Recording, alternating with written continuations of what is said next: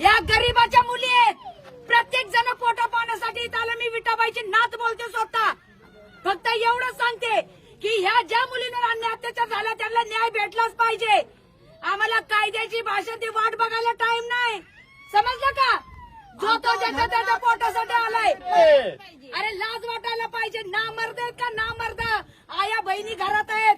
ज्या आईला आई म्हणता बहीण म्हणता तशा लोकांच्या मुलींना सुद्धा बहीण माना. हे जर एखाद्या मोठ्या माणसाच्या पैशावालीच्या मुलीवर घडलं असतं तर अजिबात आम्ही सहन करणार नाही. आणि आम्ही तुम्हाला सगळ्यांना सांगतो ते कायद्याने कायदा कधी करायचा तेव्हा करा. आम्हाला न्याय हा 2च दिवसात पाहिजे. ज्यांनी ज्यांनी केलेले ना अन्याय अत्याचार ती मुलं 2च दिवसामध्ये आमच्या समोर पाहिजे. नाही तर 2 कार्यक्रम जरी आमचे झाले तर 4-5 दिवस आम्ही आमचा कार्यक्रम बंद ठेवून या गोष्टीला काय करायचं ते आमचं आम्ही करू. मग आता त्यांचं म्हणणं काय आलं, कायद्याने होईल. कधी होईल? 1 दिवस लागल, 2 दिवस लागल, 5 दिवस लागल. जर आमची मागणी हीच आहे. प्रत्येक तमाशाचा मालक आज 100 लोक घेऊन फिरतो. प्रत्येक मुलींची जबाबदारी प्रत्येक तमाशाच्या मालकावर असती. आज हे माझ्या आजीला एवढा मोठा पुरस्कार भेटलेला आहे. हे आज इतकं मोठं काळिंब पासल्यासारखी गोष्ट झालेली आहे. त्यांच्या घरातले लोक आम्हाला काय म्हणतात की जबाबदारीवर नेलेल्या आमच्या मुलींचं हे बाहेर काय झालं म्हणून. तर माझं म्हणणं एकच आहे, होता होईल तेवढं लवकरच झालं पाहिजे. आज विठाबाईच्या तमाशावर अन्याय झाला, त्यांच्या मुलींवर अन्याय झाला, मुलींना मारलं, माणसांना मारलं. हेच उद्या प्रत्येक तमाशा पडमालकावर होऊ शकतं.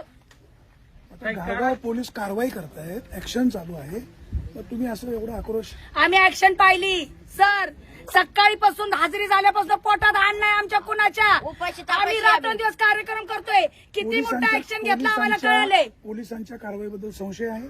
हो आहे सर. हे बघा हे एक येत आहे, एक सांगताय गावाचं नाव बदनाम नका करू. दुसरं येत आहे सांगताय गावाचं नाव बदनाम करू नका. का गावाचं नाव बदनाम करू नका? कशाबद्दल गावाचं नाव बदनाम करू नका? अरे थोडा तरी विचार करा. आज माझ्या आजीचं नाव बदनाम झालं. विठाबाईच्या तमाशाला मारहाण झाली. त्याचं काय वाटतं का तुम्हाला? तुम्हाला तुमच्या गावाचं नाव बदनाम करू नका सांगताय. हिजड्या हो म्हणाव, बांगड्या भरा. अजिबात नाही आम्ही सहन करणार. आज विठाबाई असत्या तर काय? आज विठाबाई जर असती ना तर 15 मिनिटात पोलीस स्टेशनला ज्यांनी आरोप केलेला ते हजर राहिले असते. अख्ख्या भारताला माहित आहे विठाबाई कशी होती ते. पण तसंच आमचं एकच म्हणणं आहे, विठाबाईच्या नातवंडांना हा न्याय मिळालाच पाहिजे. तुम्ही काय आता साहेब म्हणतायत मी कारवाई काय नाही त्यांचं काय म्हणणं नाही आहे, कारवाई त्यांचं वेगळं करायचं, आहे. काय नाही करत. लवकर होत नाही काय कारवाई कारवाई होत आहे? 2 वाजल्यापासून इथं आहेत लोक. आम्ही अख्खा दिवस इथे बसले आम्ही. काय कारवाई दिवस झाली? इथे कोण येत आहे? आले का कोण? नाही नाही नाही पोलीस म्हणतात ते संशयित आरोपी नाही. नाही ते आरोपी नाही, ते नाहीच आरोपी. आम्हाला दाखवा, आम्ही ओळखतो तो आरोपी. ज्या व्हिडिओ मध्ये झालेल्या व्हिडिओ मध्ये तुम्हाला सगळ्यांना चेहरे दिसते. धरा ना. साहेबांना काय? रेकॉर्ड पण दिले ना आपण आमच्याकडनं तिथं. चुकी काय झाली? आमच्या बाया ते माणसांकडनं काय चुकी त्यांचा झाली? थांबा, आमच्या बाया माणसांकडनं काय चुकी झाली? आमच्या बाया माणसं फक्त आमच्या माणसांवर अन्याय चालला म्हणून आमच्या बाया खाली उतरल्या. दादा मामा राहू द्या म्हणत होत्या म्हणून एवढं मारायचं का? गाडीत मांडी घालून बसलेले आहेत ते. आणि गाडीत मांडी घालून बसून हे माझे मामा विठाबाईचे चिरंजीव यांना इतक्या घाणघाण शिव्या दिलेल्या आहेत. आमच्या मुलींना इतक्या घाणघाण शिव्या दिलेल्या आहेत. अरे मर्दाच्या औलादी जर तुम्ही असले ना तुम्ही खरंच समोर या म्हणाव. जातीवाचक शिवे दिलेले आहेत. त्यांना त्यांच्यावर 18C गुन्हा दाखल झाला पाहिजे. ज्यांनी मारहाण केली ते गाडीत बसले होते, तुमचं म्हणणं आहे? नाही नाही नाही नाही ज्यांनी गाडीत घुसून मारले. गाडीत गाडीत घुसून मारले मांड्या त्यांनी. घालून बसले गाडीत घुसून. कोण बसले का मांडे ते जे मारहाण करायची पोरं आले होते ते. आणि आमच्या बाया म्हणत होत्या दादा मामा पाया पडतो राहू द्या. ते म्हणले राहू द्या नाही, मी बघत बसतो, तू धर तिला. अरे लाजा वाटायला पाहिजे. लाजा काळिंबा फासताय, तुम्हाला शरम वाटलं पाहिजे. अरे हेच तुमच्या आया बहिणीवर कोणी केलं असतं तर? आमच्या तमाशावाल्यांनी तुमच्या आई बहिणीला काय केलं असतं तर तुम्ही काय केलं असतं? सुरक्षित. इकडे बघा सर, मी खरं सांगते, तमाशातल्या मुलींना सुरक्षितपणा पाहिजेच.